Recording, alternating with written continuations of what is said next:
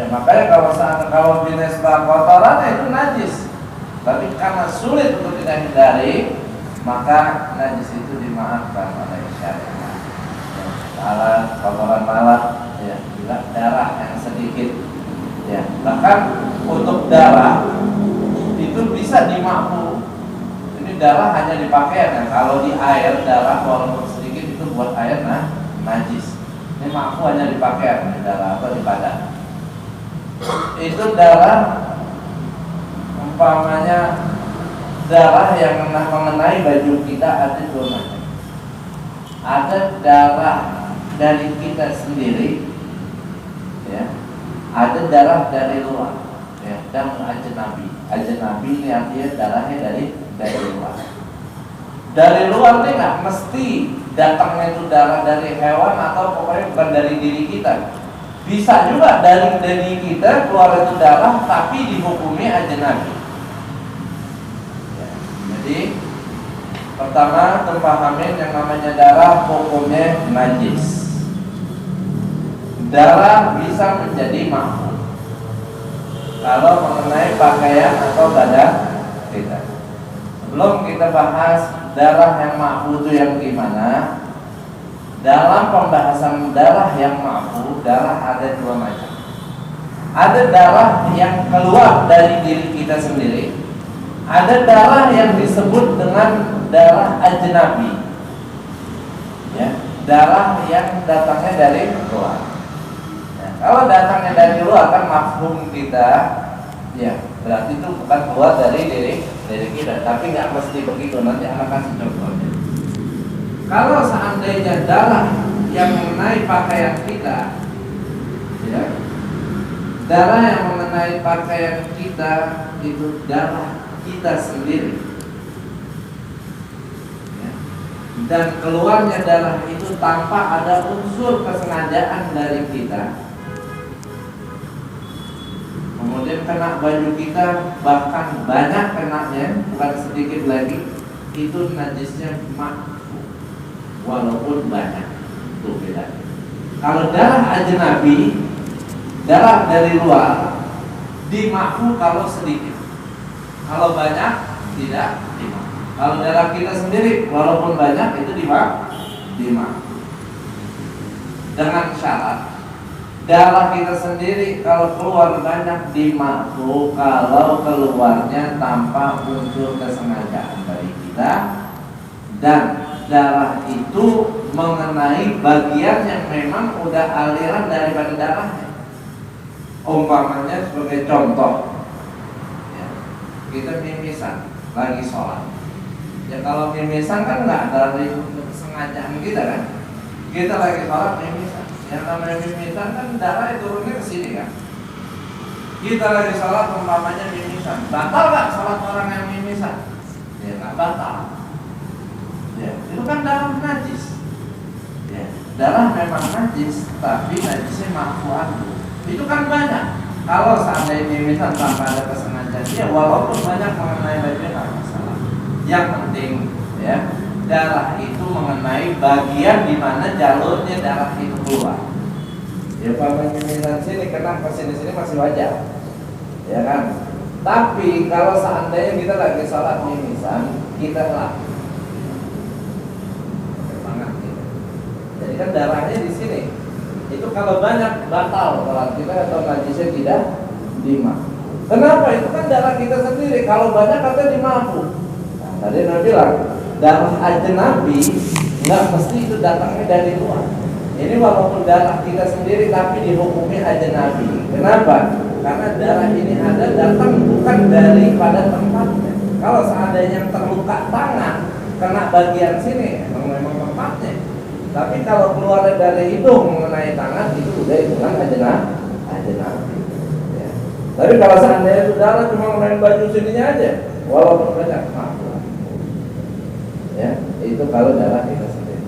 Tapi kalau seandainya darahnya ajnabi, ya contoh ajnabi tadi, atau darah dari luar, yang umpamanya kita habis motong kambing, motong ayam, motong sapi, kena sarung kita atau kena baju kita.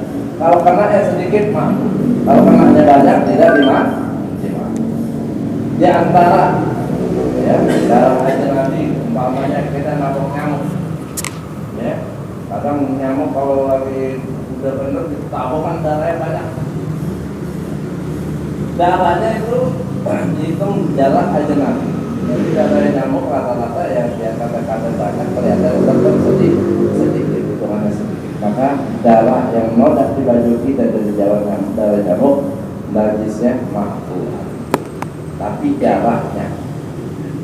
Kalau bangkai nyamuknya tidak dimakan.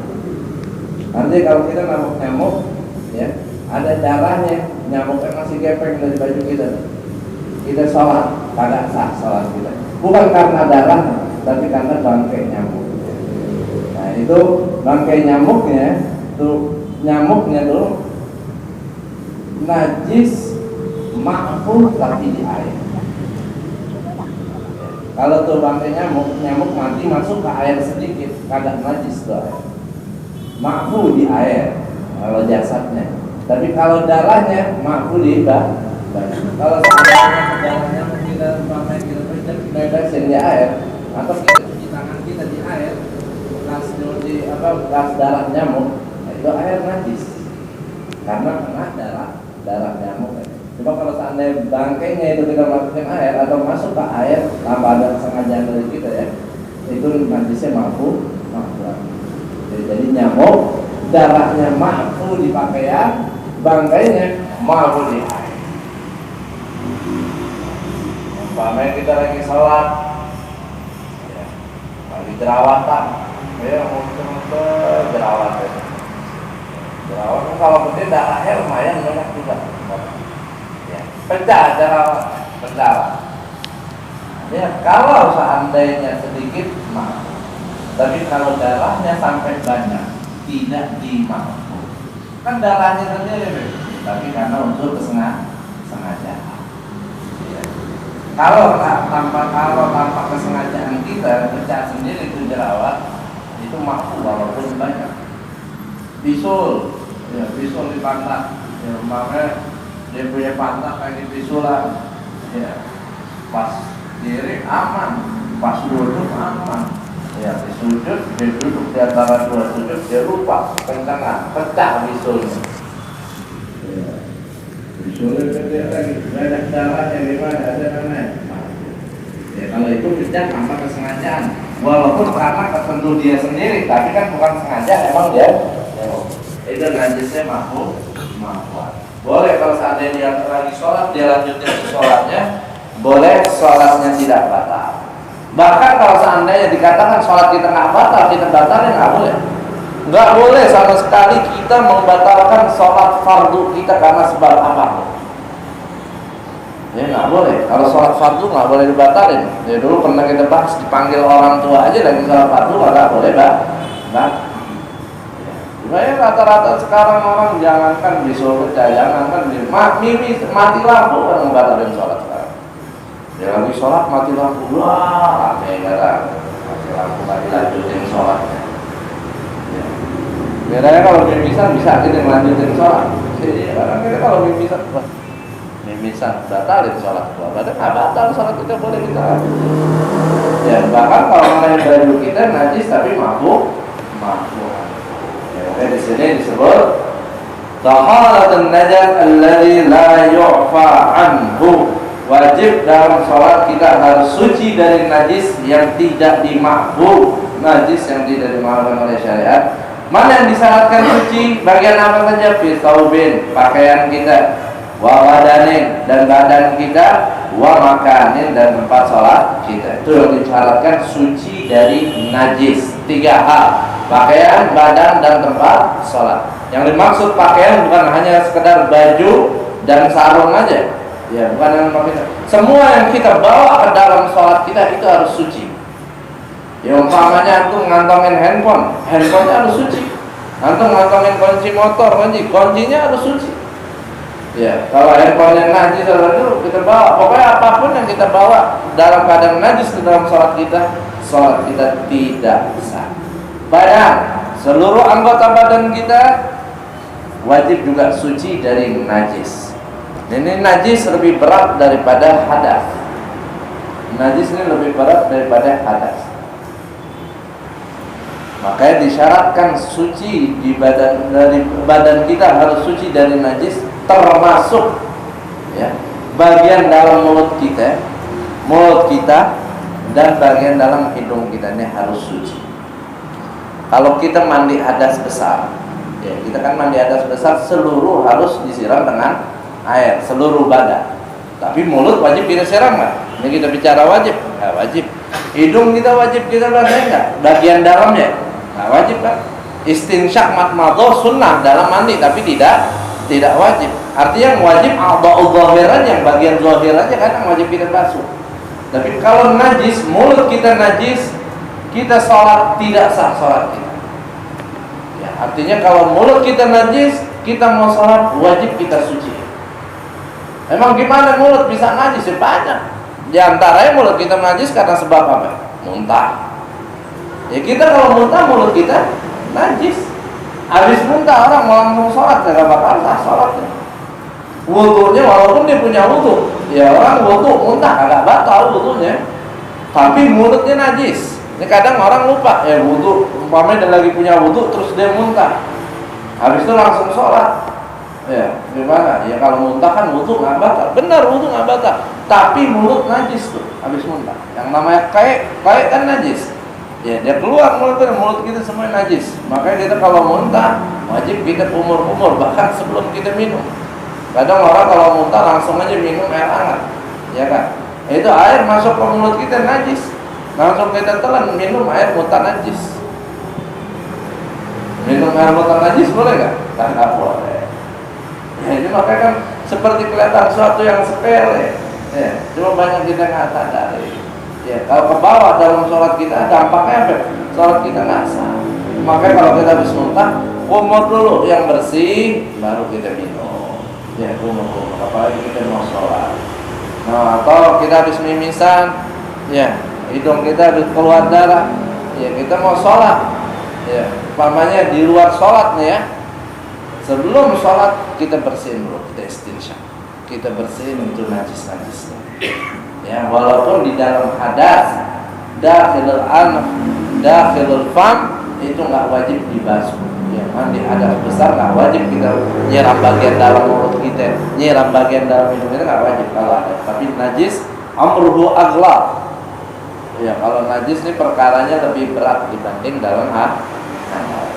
Ya. Fi thawbin wa badanin wa makanin. Walau shalla bin najisin lam ya'lamhu aw alimahu wa nasiya summa shalla wa tadzakkara wajabatil i'adah li kulli shalatin tayaqqana fi'luha ma'ahu. Di Hasyiatul Bajuri disebutkan di sini, seandainya melakukan sholat binajisin dengan membawa najis, kita sholat dengan membawa najis. Kalau sengaja ya jelas sholatnya kagak sah dan juga dosa. Ini sholat dengan najis, lam ya'lamhu, yang mana dia nggak tahu kalau ada najis. Dia pas sholat, dia nggak sadar sarungnya najis. Oh alimahu wa nasiha, atau dia tahu,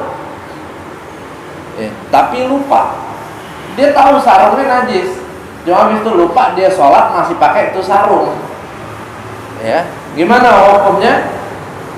Pastinya sholatnya tidak sah. Cuma karena dia nggak tahu atau dia tahu kemudian lupa, dia tidak dosa. Terus gimana sholatnya? Sholatnya kagak sah.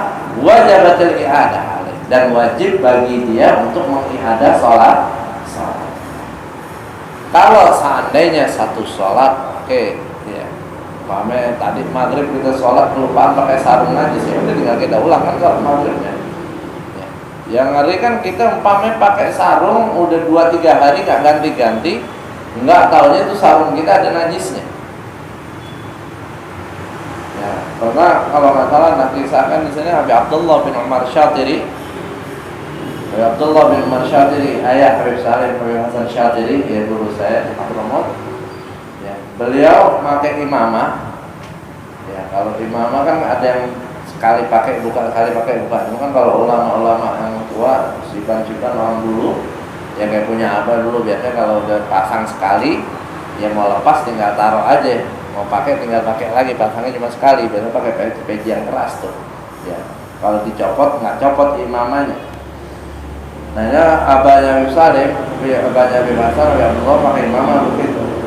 Ya, hasil setelah berapa hari, ya beliau pakai itu imamah untuk sholat, untuk ngajar. Ya, pamer mau dicuci deh tuh imamah. Pas lagi dibuka, ternyata di antara ya bagian selipan imamahnya itu ada lalat mati, ada bangkai lalat. Ya, pamer seminggu lah beliau pakai. Itu sholatnya selama seminggu diqadha semua. Sholatnya selama seminggu diiadah semua. Ya, padahal kan ada kemungkinan tuh lalat baru kemarin, atau baru Sabtu tadi, atau baru 2 hari yang lalu. Tapi ini saking ikhtiarnya beliau nggak tahu. Ya, makanya sholat pakai itu ya beliau nggak tahu, nggak dosa. Cuma pas melihat ada bangkai lalat, ya bisa aja tuh lalat adanya kapan aja, bisa hari pertama, kedua, ketiga sampai hari terakhir itu. Cuma karena kehati-hatian beliau, ya sholatnya dari semenjak awal beliau pakai itu imamah diiadah semuanya diulang. Coba kalau kita yang begitu, ya dia pakai imamah atau pakai baju, nyampe rumah melihat di kantong kita ada lalat mati, ya kita kan nggak pakai imamah deh, taruh deh, ya pas lihat ya ada lalat mati. Kira-kira berapa sholat yang bakal kita lihat? Nah, nih, saya barusan nih. Tahu kita? Barusan. Tadi kan gue lewat dulu itu tuh banyak lalat yang mungkin dia mati. Nggak kepikiran dari awal kita pakai baju kapan kita? Kita bela-belain tuh matinya ba'da sholat pasti. Nah, kalau sebelum kita yakinnya sebelum sholat, wajib kita ya ada. Kita pakai dari subuh umpamanya nih baju. Nah, ini badal isya nih habis taklim nih baru mati nih lalat. Karena habis subuh, habis subuh lalat duit kagak ada di sini. Ya, baru. Kalau beliau orang dulu begitu saking hati-hatinya sama ibadah. Ya, dia ngeliat najis, tuh najis kemungkinan kapan aja ada, diulang dari awal daripada sampai akhir. Ya, ada sholatnya. Nah, kemudian kalau seandainya kita ngelihat orang sholat, yang mana tuh orang sholat dengan najis tanpa dia ketahui, umpamanya kalau di pakaian bisa aja dipakai, cuma gampangnya di tempat sholat. Umpamanya ada orang sholat di satu tempat, kita tahu tuh sejadah, tuh karpet najis. Ya umpamanya di musola, bagian situ tuh bekas ada anak kecil kencing, belum dicuci, belum dibersihin. Ya kalau kita yang tahu kalau bakal sholat di situ kan. Terus ada orang datang dari luar, dia sholat di situ. Ya berarti kan dia sholat di atas najis. Kita melihat. Kalau dianya mah kagak dosa. Ya, karena dia nggak tahu. Nah kita yang tahu wajib ngasih tahu dia apa enggak? Wajib bilangin dia nggak, Pak tuh najis Pak, nggak sah sholat di sini. Ini bicara dia udah sholat kok. Atau setelah sholat, kalau belum sholat mah enak aja jelas, Pak sini yang dikit tuh najis, tinggal geser. Ini pas kita lihat, ya tuh orang sholat di situ. Kita kasih tahu dia atau enggak? Kenapa nggak kasih tahu? Ah udah deh nggak apa-apa, dia nggak tahu ini. Kalau nggak tahu kan nggak dosa. Apa kita wajib di sini amar ma'ruf nahi munkar? Ini masuk dalam amar ma'ruf nahi munkar ya. Kita meminta yang baik, jangan sampai itu orang sholat di najis, walaupun dia melakukan itu tidak dosa karena dia tidak tahu. Gimana? Wajib kita kasih tahu. Ya. Jadi kalau kita tahu ada orang sholat dengan membawa najis atau di atas najis, wajib kita bilangin, wajib kita kasih tahu sekalipun ya itu orang sholat di situ kagak dosa karena dia nggak tahu. Karena di sini kalau kita kembali ke hukum amar ma'ruf nahi munkar, hukumnya wajib, dan nahi munkar juga hukumnya wajib walaupun yang kita nahi itu tidak dosa, walaupun yang kita larang itu tidak dosa. Seperti tadi kita larang orang sholat di tempat najis, ya walaupun tuh orang sholat di situ nggak dosa karena dia nggak tahu. Ya, naudzubillah ada anak kecil zina. Anak belum balik zina dosa kan? Kagak dosa. Kita yang melihat, wajib gak kita larang? Apa ya Linda masih kecil kagak dosa. Apa wajib kita nahi munkar di situ? Wajib nahi munkar. Ya amar ma'ruf nahi munkar tergantung dosa apa enggaknya. Apalagi namanya nahi munkar, kalaupun kagak dosa orang yang ada di situ, tapi kalau itu munkar wajib kita larang. Ya termasuk tadi. Jadi kalau ada orang sholat ada najisnya atau di atas najis, kita kasih tahu dia. Nanti masalah dia kagak mau tahu atau gimana ya urusan dia udah. Jadi kita bilangin Pak itu tempat najis, dia masih lanjut aja. Ya urusan dia udah kita kasih tahu. Ya paling pas sujud pesing baunya, ya kasih tahu lah mau tahu. Ya, nanti kalau umpamanya kita masih di situ habis sholat kita kasih tahu lagi biar dia ada sholatnya. Itu taharatun najas.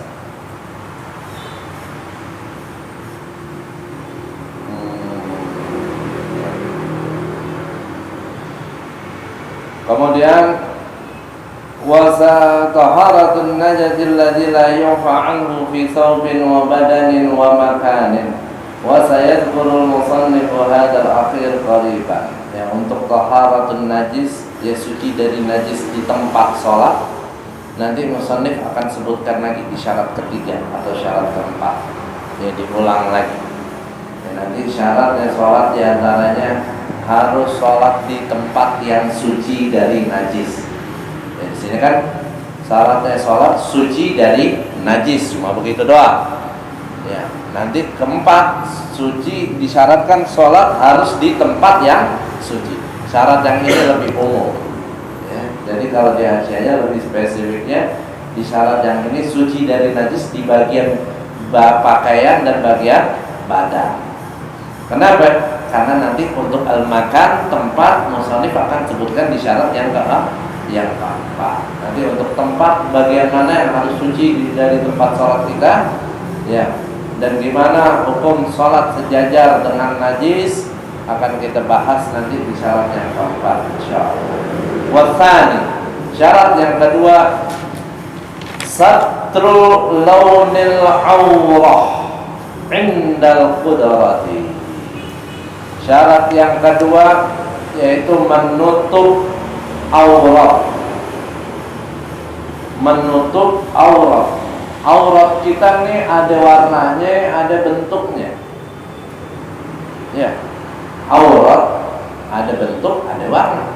Yang wajib ditutup bentuknya, apa warnanya, apa bentuk dan warnanya. Imam Ibn Qasim di sini jelasin. Satru launil aurah, menutup warna aurat. Berarti yang wajib ditutup warnanya, walaupun bentuknya nggak tertutup. Artinya kalau seandainya kita sholat pakai gamis, ya, kalau gamis kan menutup bentuk aurat kita, tapi bahannya nerawang, boleh kan? Bahannya nerawang, bahannya putih tipis, kelihatan warna aurat kita, kelihatan bagian aurat kita, sah nggak? Nggak sah, walaupun ketutup bentuk aurat kita. Ya kan namanya gamis kan nggak kelihatan kan? Lekukan tubuh kita kalau kita pakai gamis nggak kelihatan. Tapi sebaliknya, kalau seandainya kita sholat pakai celana, ya pakai celana ketat, pakai celana senam, celana legging, namanya legging ya, pakai celana renang enggak? Ya, pakai celana renang tapi yang panjang, kalau pendek mah kalau kelihatan. Ya, pakai celana renang yang panjang. Ya, warnanya hitam, warnanya biru. Gimana? Sangat sholat kita dengan menutup aurat. Ya. Warna aurat kita tertutup, tapi yang namanya celana renang ketat, bentuknya kelihatan, lekukannya kelihatan, gimana? Sah. Ini kita bicara sah, bukan bicara adab. Kalau kita bicara adab ya nggak pantas. Masa sholat pakai celana ketat, ya kan? Kalau bicara sah, ya intinya warna aurat kita tertutup. Beda dengan di masalah khuffain. Ya kalau antum ingat kemarin pembahasan dari mas'ul alal khuffain, ya sebagai ganti dari membasuh kaki kan boleh kita membasuh khuf kan? Ya sepatu dengan syarat-syaratnya. Di antara syaratnya khuf, Ya, satru mahallil fardi. Itu khuf, itu sepatu yang kita pakai harus menutup. Ya, ada kata menutup. Bagian fardu yang wajib dibasuh dari kaki. Ya, kaki kita harus tertutup kalau kita pakai khuf. Bagian kaki yang wajib dibasuh berarti kan sampai mata kaki. Yang dimaksud ketutup di situ bukan warnanya. Kalau di auratnya ketutup warna aurat. Ya, tapi kalau di situ yang dimaksud ketutup bukan warnanya, tapi intinya ketutup di situ mencegah masuknya air ke bagian fardu kita. Artinya kalau seandainya kita pakai sepatu, bahan sepatu itu umpamanya dari plastik, ya, tapi anti air, menutup, menjaga air masuk ke dalam. Ya, kalau pakai plastik kan terang, ya kaki kita tetap kelihatan, ya, nerawang. Kalau khuf, ya walaupun kaki kita kelihatan rawan, tapi air kalau kita siramin di atasnya kagak masuk ke dalam, itu boleh nggak dijadiin khuf? Boleh, nggak masalah. Karena yang dimaksud menutup di situ bukan menutup warna kakinya, tapi menutup menjaga air masuk ke dalam. Ya, itu maksudnya menutup dalam masalah khuf. Tapi kalau di aurat, satrul launil aurat, yang ketutup itu harus warnanya. Ya, kemudian wasatrul launil awrah indal qudrati. Ya, nama ya, nutup aurat wajib syarat dalam sholat indal qudrah, ketika kita ada kemampuan untuk menutup aurat. Ya, nanti akan saya bahas ketika tidak mampu menutup aurat. Tapi ala kulli hal, ya, yang namanya menutup aurat di dalam sholat atau di luar sholat tetap hukumnya wajib. Ya, bukan berarti di sini disyaratkan di dalam sholat menutup aurat, berarti kalau di luar sholat nggak wajib menutup aurat, tidak. Ya, dua-duanya mau di dalam atau di luar sholat menutup aurat hukumnya wajib. Dan kalau di dalam sholat selain wajib juga berhubungan dengan sah atau tidaknya sholat kita. Jadi kalau di dalam sholat aurat kita kebuka, sengaja kita buka, selain dosa, sholat kita juga tidak sah. Kalau di luar sholat ya dosa, sholatnya nggak sah nggak ya kan lagi kagak sholat, nggak ada hubungan sama enggaknya, dosa aja kalau di luar sholat. Dan disunnahkan, ya nanti akan disebutkan batas aurat lelaki, batas aurat perempuan di sholat dan di luar sholat. Intinya disunnahkan di dalam sholat, ya kita sholat dengan pakaian kita sebagus mungkin, serapi mungkin, sebaik mungkin. Ya walaupun ada batas-batas tertentu, ya ada syarat batas wajib tertentu, tapi jangan cuma berarti terus kita mau ngelakuin wajibnya aja. Ya kayak tadi, umpamanya kita sholat pakai celana ketat, ya warna aurat kita nggak kelihatan, ya bagian aurat kita nggak kelihatan, cuma ya tetap ada pantas. Ya kita sholat pakai celana dan begitu. Ya, jadi sebaik mungkin kita menggunakan pakaian karena kita ingin menghadap Allah Subhanahu wa Ta'ala. Nabi Shallallahu Alaihi Wasallam beliau mengatakan, "Idza shalla ahadukum falyalbas thawbayhi fa inna Allah ahaqqu ayyatazayyana lahu." Ya, kalau kalian melaksanakan sholat, ya maka hendaklah menggunakan dua pakaiannya. Ya, karena Allah Subhanahu wa Ta'ala lebih berhak, lebih pantas kita berhias untuknya daripada manusia. Ya.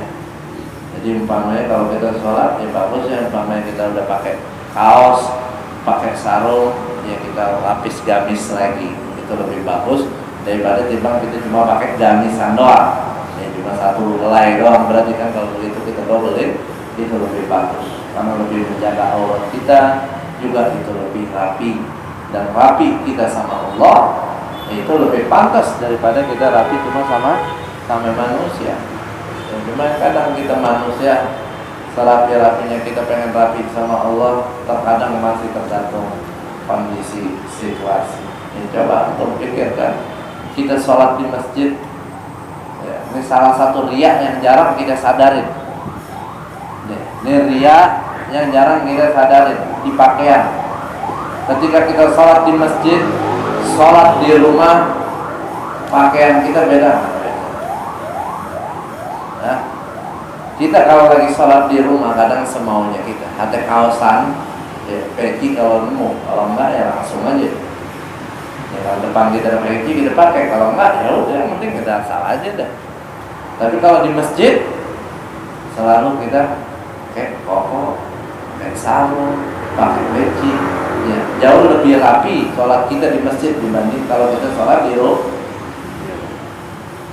Kenapa? Ya, kalau kita mau ngaku karena Allah, emang beda di masjid dan di rumah Allah. Ini kan ria berarti. Ya, kita pakai pakaian rapi begini karena kita ria. Ya karena banyak orang lihat.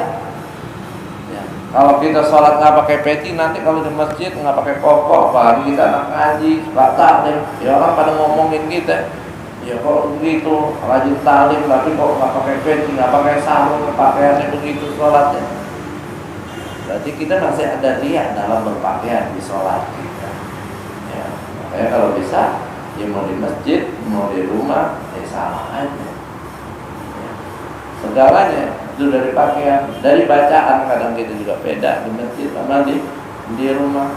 Ya, jadi banyak kita melakukan ria yang kadang kita tidak sadari. Kemudian makruh kita sholat menggunakan pakaian yang ada tulisannya, yang ada gambarnya. Ya, makruh. Di samping nggak bagus buat kita pakai, juga mengganggu sholat orang lain. Ya, makanya kalau kita sholat pakai yang polos. Ya, kalau ada motif-motif yang wajar, ya jangan gambar macam-macam. Ya, karena tulisan baju macam-macam sekarang. Sumpah lu kena kurus, ya. Sumpah lu kena gendut, ya. Dia yang pakai begitu. Orang yang salat di belakangnya kan kadang iseng baca. Ya. Kadang kalau saus Bandung, Jogja, kata-katanya macam-macam tuh. Ya. Pas makmum depan kita baju begitu. Kadang orang salat senyum-senyum sendiri. Tahu imam rukuk kelabakan deh. Imam rukuk. Dia baca baju bukan baca Fatihah. Maka dulu orang pernah bilang kenapa? Hati merek sarung kalau bisa kita taruh atas, jangan di bawah. Kadang ada orang fudul, pengen tahu fudul, kepo kalau kata orang sekarang mah. Iya. Sholat kerjaannya ngeliatin merek sarung. Ya.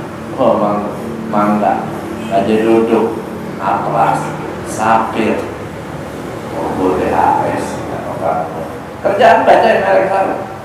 Makanya saya diajarkan dulu sama orang kalau pakai sarung ya taruh atas kalau bisa. Ya. Kalau BHS taruh bawah ya. Tapi kalau BHS sekarang atas bawah ada merek kan, mau taruh gimana juga. Kalau BHS dua merek ini, mau di atas di bawah ada, kecuali pakai sarungnya kebalik baru nggak kelihatan BHS-nya. Ya, cuma kalau sarung-sarung yang biasa ya biasa kan ada satu tuh ada tulisannya tuh. Ya, cuma di satu sisi aja. Ya, kalau bisa kita taruh atas. Ya, biar nggak ganggu, niatnya nggak ganggu sholat orang yang di belakang kita, nggak ganggu kekhusyuannya.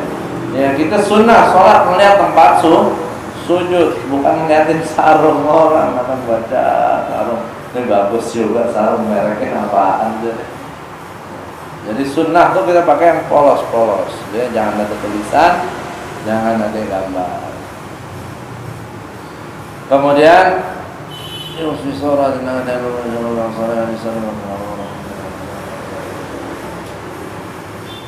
satrul launil aurah indal kudrah walau kana syakhsu khalian fi dhulmah. Ya, wajib kita salat kita dalam kondisi menutup aurah ketika kita mampu, walaupun kita salatnya lagi sendiri di kamar dalam keadaan gelap. Ya. Walaupun kita lagi kamar sendiri. Ya. Aduh, bawaan gerak banget nih, kalau hujan-hujan mau sholat.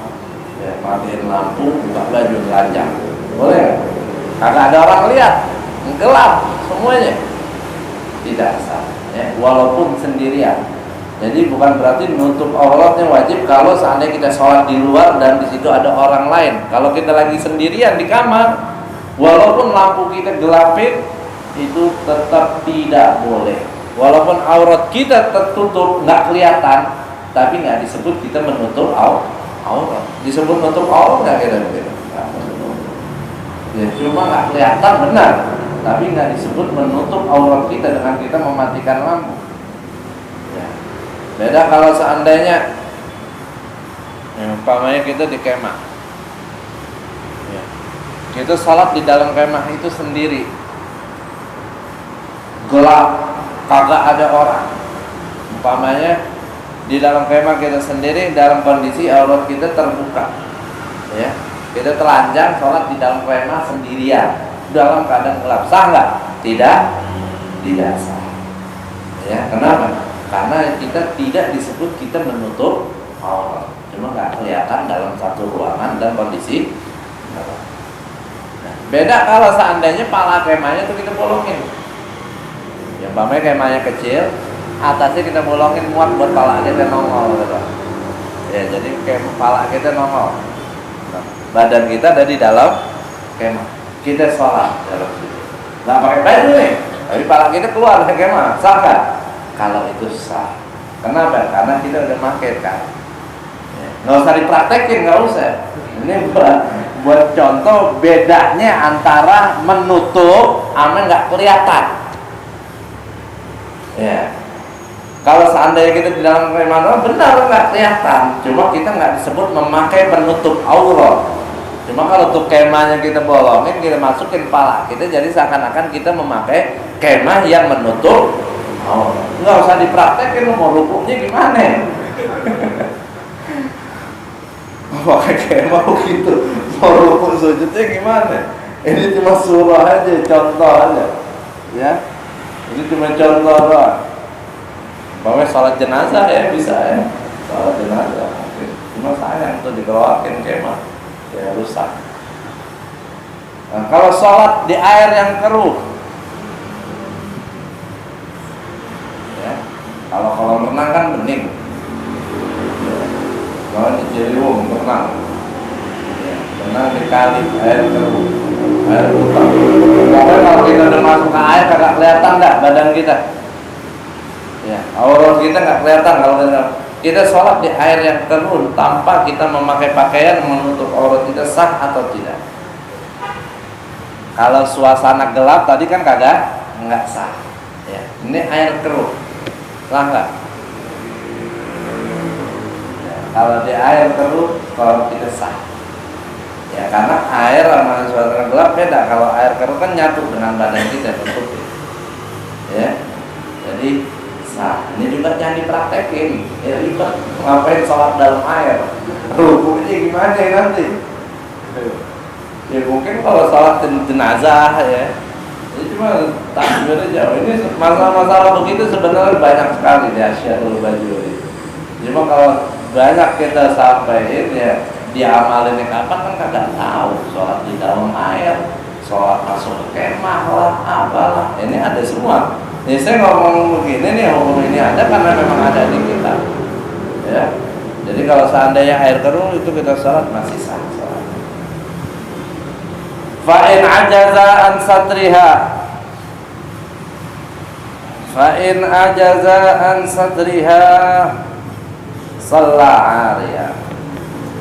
Tadi kan disebutkan ya wajib kita menutup aurat indal qudrah, ya wajib menutup aurat ketika kita mampu. Ya alhamdulillah Allah kasih kemudahan kita semua. Ya Allah kasih nikmat begitu banyak sama kita. Kita mudah menjalankan segala kewajiban kita yang diwajibkan oleh Allah. Dari menutup aurat alhamdulillah. Ya, orang dulu punya pakaian satu nggak dapat. Ya, punya dua jarang. Ya, sekarang kita punya pakaian sehari bisa ganti 2-3 kali kan. Ya, kita ganti baju ya kotor dari seember, yang bersih masih selemari ya, istilahnya. Banyak kita punya pakaian penutup aurat kita. Jadi ketika disyaratkan menutup aurat wajib indal qudrah, ketika mampu, ya mungkin kan terlintas ketika mampu nutup aurat. Emang ada orang nggak mampu nutup aurat? Ya karena kita gampang sekarang nutup aurat. Jangan dikira nggak ada orang yang nggak mampu nutup aurat, banyak. Ya maaf ada, yang mampu nutup aurat aja auratnya nggak ditutup banyak. Ya. Jadi jangan bingung, emang ada orang nggak mampu nutup aurat sampai auratnya kebuka, yang mampu membuka banyak. Ya. Ya, banyak kalau seandainya orang-orang yang hidup di tempat-tempat konflik, ya, saudara-saudara kita yang di Palestina, yang di Syria, yang di Irak, yang perang tiap saat, ya, dia nggak gampang buat dapetin pakaian. Ya, buat makan aja sampai susah. Ya, dulu sampai difatwain kucing boleh dimakan karena udah nggak ada makanan lagi. Udah darurat, udah pada mau mati kelaparan. Buat makanan. Ya kalau makanan kan sekarang kan makanan daripada pakaian lebih mudah, mungkin kita dapat makanan kan. Ya pakaian dijual di tempat-tempat tertentu. Makanan lebih gampang. Itu sampai buat makan aja susah. Ya orang mau hidup tempat begitu mau nutup aurat, pakaian nggak banyak. Ya makanya orang kalau hidup perang kagak ada yang pakaiannya rapi, masih kotor-kotor. Seandainya ada najis, ya, buat ganti kagak ada lagi. Gimana kalau seandainya kagak mampu dia menutup aurat karena kagak ada pakaian atau ada tapi najis? Gimana? Fa'in ajaza an sadriha. Kalau seandainya dia tidak mampu untuk menutup auratnya karena nggak ada atau yang ada najis, sholat ariyan, sholat tetap hukumnya wajib bagi dia, walaupun harus dia tidak menutup, walaupun harus telanjang. Ya, jadi nggak ada alasan sama sekali kita buat ingkar dari sholat, buat kabur dari sholat. Jadi, aduh, gua nggak ada baju yang suci nih, gua nggak sholat dulu deh. Orang kan sekarang kebanyakan gitu. Sholat ya, karena gua najis. Sarung pun najis, gue nggak sholat dulu, kan gampang banget kadang berdalih begitu. Jangankan baju lu najis, nggak ada baju sama sekali, sholat tetap lo, hukumnya wajib sholat. Sholat arya, walaupun harus telanjang. Ini kan adanya saat seperti ini kan dalam keadaan darurat, makanya bersyukur kita. Ya alhamdulillah kita dikasih kemudahan untuk nutup aurat kita, mudah dalam menutup aurat kita. Tapi dari lihat hukum ini, kita sadar betapa pentingnya itu sholat. Jadi nggak ada alasan, nggak ada baju najis semua terus kita nggak sholat. Tetap kita hukumnya wajib sholat.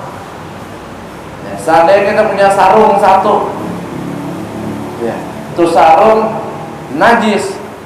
Jadi gimana kita sholat? Sholat pakai sarung najis, apa kita nggak pakai sarung tapi buka aurat? Mana yang kita pilih? Nah, kalau sadar tadi yang saya sampaikan, saya jawab. Ya. Ada sarung najis, ya, cuma itu doang nih yang kita punya. Orang kagak ada mau minjemin, orang juga lagi pada susah semua umpamanya. Nih sarung yang kita punya najis. Mau sholat nggak pakai sarung, aurat terbuka. Apa sholat pakai sarung tapi najis dan aurat tertutup? Ya, tadi kan saya bilang. Fa'in ajaza an satriha sholat arya, jika tidak mampu menutup aurat karena kagak ada pakaian atau ada tapi najis, sholat arya, sholat dalam keadaan tidak memakai pakaian, sholat telanjang. Ya, jadi gimana kalau punya sarung satu najis, taruh tuh sarung nggak usah dipakai. Ya, sholat arya, sholat nggak usah pakai. Usah dibayangin udah, dengan modal. Bahkan kalau seandainya terjadi situasi seperti itu meluas, tetap disunahkan kita sholat berjamaah. Ya, walaupun seandainya semua makmumnya kagak ada pakai baju. Ya nasallallahu afiyah, ya mudah-mudahan nggak terjadi keadaan seperti itu. Pakaian semua susah, pakaian semua sulit. Ya model kelas iman orang sekarang, model gak punya baju, model kagak mau sholat kali. Cuma ini saking pentingnya sholat, saking pentingnya jamaah, tetap kita disunahin berjamaah. Tapi imam kagak di mihrab.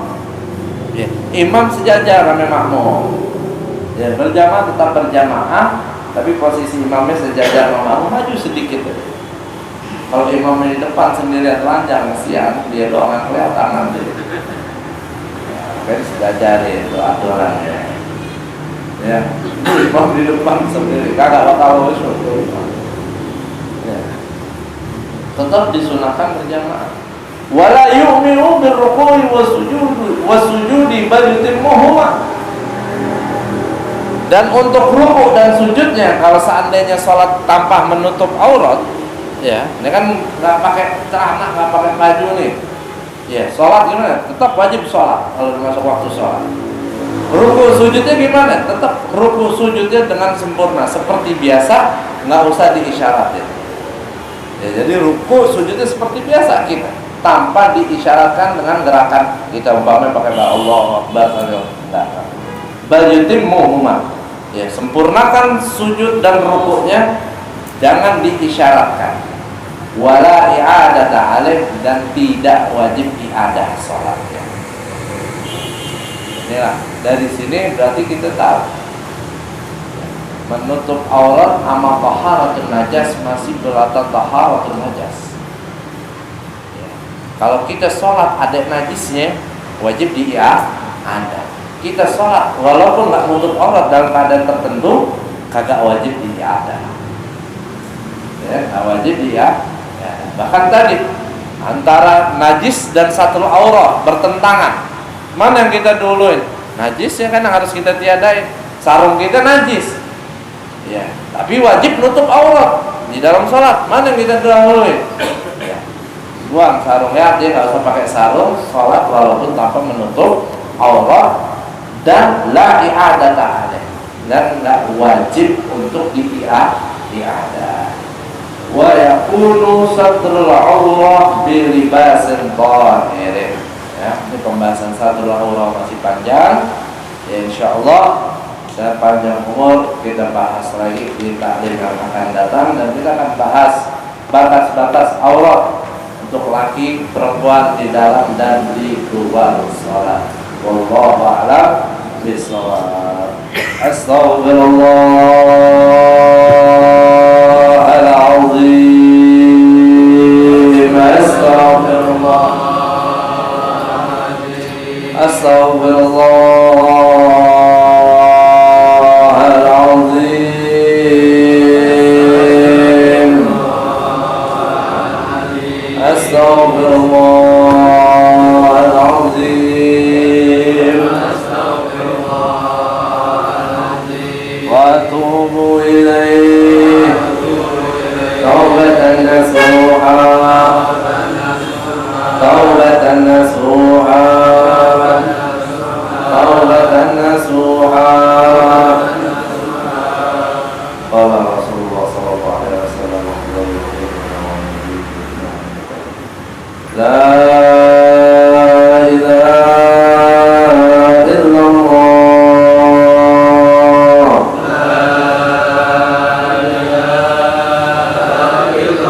la ilaha illallah, la ilaha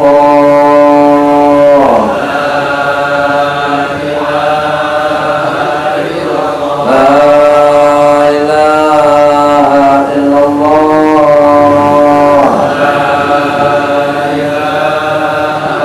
illallah, Muhammadur Rasulullah sallallahu alaihi wasallam. Kalimatul haqqi la nahya wa 'alaiha namut, la nahya wa 'alaiha namut, la nahya wa 'alaiha namut, wa la nahya insyaallah ta'ala min al-aminin. Ya amin birahmatika ya arhamar rahimin.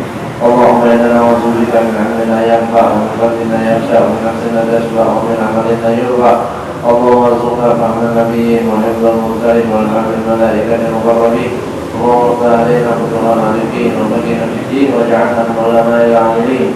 Al-mahdi wa mawzin rahmatika ya arhamar rahimin. Rabbana taqabbal minna innaka antas samiul 'alim wa tub 'alaina innaka antat tawwabur rahim. Rabbana ighfir warham wa anta khairur rahimin. Wa sallallahu ala sayyidina Muhammad wa alihi wasallam. Walhamdulillahirabbil alamin. Assalamualaikum warahmatullahi wabarakatuh.